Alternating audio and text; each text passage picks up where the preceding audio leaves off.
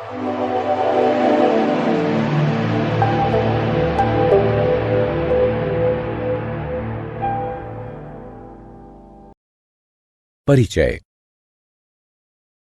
अनुज, आओ तुम्हारे लिए कुछ कमीजें खरीदने चलते हैं। तुम्हारे कई कपड़े छोटे हो चुके हैं। हाँ माँ, मैं भी आपसे वही कहने वाला था। चलो मॉल में स्थित दुकान पर चलते हैं। उस शाम माँ और अनुज दुकान पर जाते हैं। अनुज ने 2549 रुपए की 2 कमीजें खरीदी। उसकी माँ ने कुछ किराने की वस्तुएं खरीदी और दुकानदार ने उन्हें 2350 रुपए का बिल दिया। घर पर उन्होंने दोनों बिलों की राशियों की तुलना की। उसने कहा कि उसकी शर्ट की कीमत सभी किराने की वस्तुओं से अधिक है। बच्चों, वो ये बताने में कैसे सक्षम हुआ? जी हाँ, ऐसा इसलिए हुआ क्योंकि उसने बड़ी संख्याओं के बारे में सीख रखा था। आइए हम भी संख्याओं के बारे में और अधिक जानें। उद्देश्य। इस पाठ के अंत में आप निम्न करने में सक्षम हो जाएंगे। संख्याओं की तुलना करना, बड़ी संख्याओं को लिखना, संख्यांकन की भारतीय और अंतर्राष्ट्रीय पद्धति को जानना, निकटतम संख्याओं का आकलन करना, संख्याओं के योगफल, व्यवकलन, गुणन का आकलन करना, कोष्ठकों के प्रयोग से सरलीकरण करना और रोमन संख्यांकन समझना। संख्याओं की तुलना। संख्याओं के समूह या संग्रह की परस्पर तुलना की जा सकती है। संख्याओं की तुलना करने पर हम कह सकते हैं कि कौन सा समूह बड़ा है। संख्याओं को सबसे छोटे से प्रारंभ कर सबसे बड़े तक व्यवस्थित करना आरोही क्रम कहलाता है।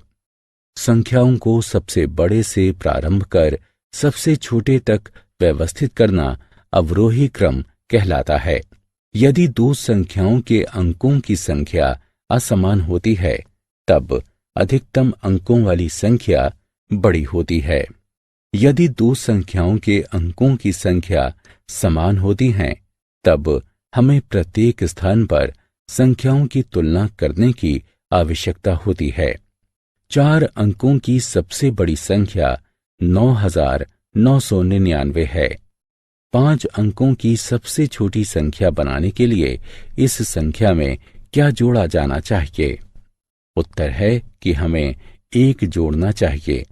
आइए हम पता करते हैं। 9999 में 1 जोड़ने पर हमें 10,000 प्राप्त होता है, जो कि 5 अंकों की सबसे छोटी संख्या है। क्या आप 6 अंकों की सबसे छोटी संख्या का अनुमान लगा सकते हैं? 6 अंकों की सबसे छोटी संख्या 1 लाख है। सबसे छोटी या सबसे बड़ी संख्या का रूप देने के लिए संख्या के अंकों को स्थानांतरित किया जा सकता है। आइए देखते हैं कैसे। बड़ी संख्याएं लिखना। कभी कभी संख्याएं इतनी बड़ी होती हैं कि उन्हें समझना कठिन हो जाता है।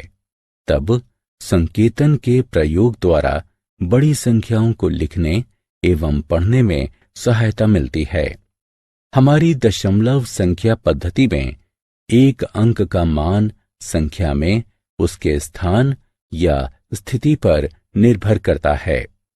प्रत्येक स्थान का मान दाहिनी ओर से उसके स्थान का 10 गुना होता है। करोड़ तक इसका विस्तार किया जा सकता है। चार्ट संख्याओं को लिखने एवं पढ़ने में सहायता करता है एवं इसे स्थानीय मान चार्ट कहा जाता है।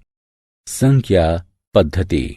संख्यांकन की भारतीय पद्धति में हम इकाई, दहाई, सैकड़ा, हजार एवं तत्पश्चात लाख और करोड़ का उपयोग करते हैं।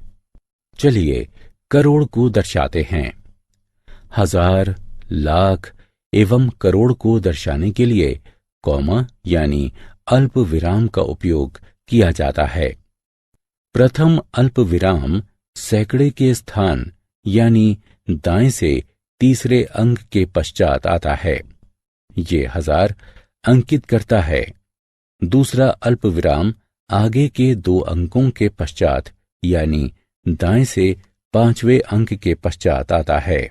ये 10,000वें स्थान के पश्चात आता है एवं लाख को दर्शाता है। तीसरा अल्प विराम आगे के अन्य 2 अंकों के पश्चात यानी दाएं से 7वां अंक के पश्चात आता है। ये 10 लाख के पश्चात आता है।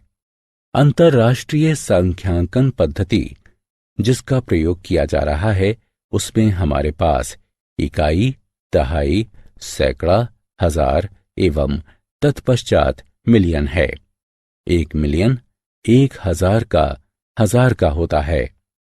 अल्प विरामों का प्रयोग हजार एवं मिलियन को दर्शाने में किया जाता है। ये दाएं से प्रत्येक तीसरे अंक के पश्चात आता है। प्रथम अल्प विराम 1000 दर्शाता है एवं अगला अल्प विराम मिलियन को दर्शाता है। आइए कुछ बिंदुओं को देखते हैं। 1 करोड़ 100 लाख के बराबर होता है। 1 मिलियन 1000 के बराबर होता है। 10 करोड़ 100 मिलियन के बराबर होता है। 100,000 1 लाख के बराबर होता है। निकटतम संख्याओं तक आकलन। जैसे ही हम बड़ी संख्याओं पर आते हैं उनकी गणना करना जटिल हो जाता है। जटिलता से बचने के लिए हम आकलन या सन्निकटन करते हैं। उदाहरण के लिए 496 विद्यार्थियों वाले एक स्कूल में आप कह सकते हैं कि स्कूल में 500 विद्यार्थी हैं। निकटतम दहाई तक सन्निकट संख्या का तात्पर्य ये पता लगाने से है कि वो किस दहाई के निकटतम है। उदाहरण के लिए 23 का निकटतम सैकड़ा तक 20 के रूप में सन्निकटन कहते हैं। निकटतम सैकड़ा तक सन्निकट संख्या का तात्पर्य ये पता लगाने से है कि वो किस सैकड़ा के निकटतम है।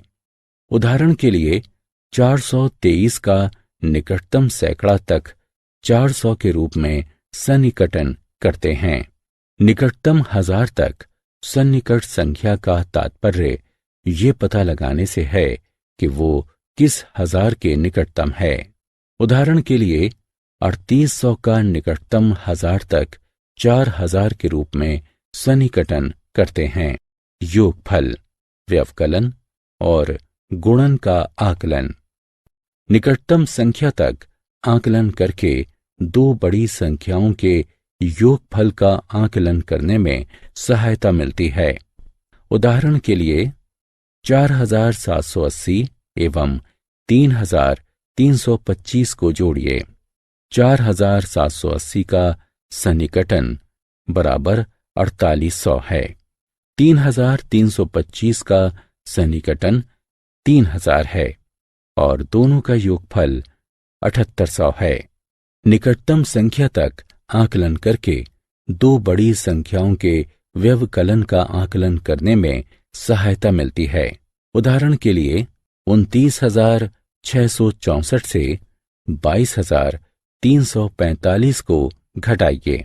29,664 का सन्निकटन बराबर 30,000 रुपये है। 22,345 का सन्निकटन बराबर 20,000 है और दोनों का अंतर 10,000 है। निकटतम संख्या तक आकलन करके 2 बड़ी संख्याओं के गुणनफल का आकलन करने में सहायता मिलती है।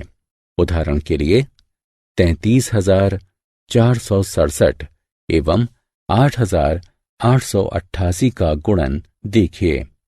33,467 का सन्निकटन बराबर 33,000 है। 8,888 का सन्निकटन 9,000 है। गुणन बराबर 33 गुणा 9 6 शून्यों के साथ, जो कि 29 करोड़ 70 लाख होगा। कोष्ठकों के प्रयोग द्वारा सरलीकरण। निम्न प्रश्न पर विचार कीजिए। इस प्रश्न को दो तरीकों से हल किया जा सकता है। सही उत्तर कौन सा है? कोष्ठकों का प्रयोग हमें समस्याओं में उलझनों से बचाता है, जहां हमें एक से अधिक संक्रिया की आवश्यकता होती है। आइए देखते हैं कैसे। यदि स्क्रीन पर दिखाए प्रश्नानुसार प्रश्न दिया जाता है, तब इसकी गणना करना सरल होता है। हाँ, उत्तर 17 गुणे 109 बराबर 1853 के रूप में होगा। चलिए आइए इसे सरल करते हैं। इसे इस तरह से हल किया जा सकता है। 8 गुणा कोष्ठक में 100 जमा 8, जो कि कोष्ठक में 8 गुणा 100 जमा कोष्ठक में 8 गुणा 8 के बराबर होगा। आगे इसे हल करने पर हमें 864 प्राप्त होगा। रोमन सांख्यांक। अभी तक हम सांख्यांक की हिंदू अरबी पद्धति का उपयोग करते रहे हैं। सांख्यांक को लिखने की एक और अन्य पद्धति रोमन पद्धति है। ये संख्याओं को लिखने की सबसे पुरानी पद्धतियों में से एक है, जो अभी भी अनेक स्थानों पर प्रचलित है। हिंदू अरबी सांख्यांक पद्धति के विपरीत रोमन सांख्यांक पद्धति में विभिन्न संख्याओं को प्रदर्शित करने के लिए 7 मूल संकेतों का प्रयोग किया जाता है। ये संकेत निम्नानुसार हैं। संकेतों की तालिका को देखिए। रोमन सांख्यांक तैयार करने के कुछ नियम होते हैं। वे नियम हैं: यदि किसी संकेत की पुनरावृत्ति होती है, तो उसके मान को जोड़ दिया जाता है। संकेतों I, X, C एवं M की अधिकतम 3 बार पुनरावृत्ति की जा सकती है। संकेतों V, L एवं D की पुनरावृत्ति नहीं की जा सकती है। यदि छोटे मान वाला कोई संकेत एक बड़े मान वाले संकेत के दाईं ओर जाता है, तो बड़े मान में छोटे मान को जोड़ दिया जाता है। यदि छोटे मान वाला कोई संकेत एक बड़े मान वाले संकेत के बाईं ओर जाता है, तो बड़े मान में से छोटे मान को घटा दिया जाता है। आत्म-मूल्यांकन। वक्तव्यों के सामने विकल्पों में से सही उत्तर उठाकर रखिए। सारांश। आइए हमने जो कुछ सीखा है उसे संक्षेप में दोहराएं। बड़ी राशि का पता लगाने के लिए संख्या की तुलना की जा सकती है। संख्याओं को विभिन्न रूपों में लिखा जा सकता है। सांख्यांकन की भारतीय एवं अंतर्राष्ट्रीय पद्धति एवं उनके मध्य अंतर। एक पूर्ण संख्या के निकटतम तक एक संख्या का सन्निकटन कैसे करते हैं। सन्निकटन का उपयोग करते हुए योगफल, व्यवकलन, गुणनफल का आकलन, कोष्ठकों के प्रयोग से गणना को सरल कैसे करते हैं। रोमन सांख्यांक।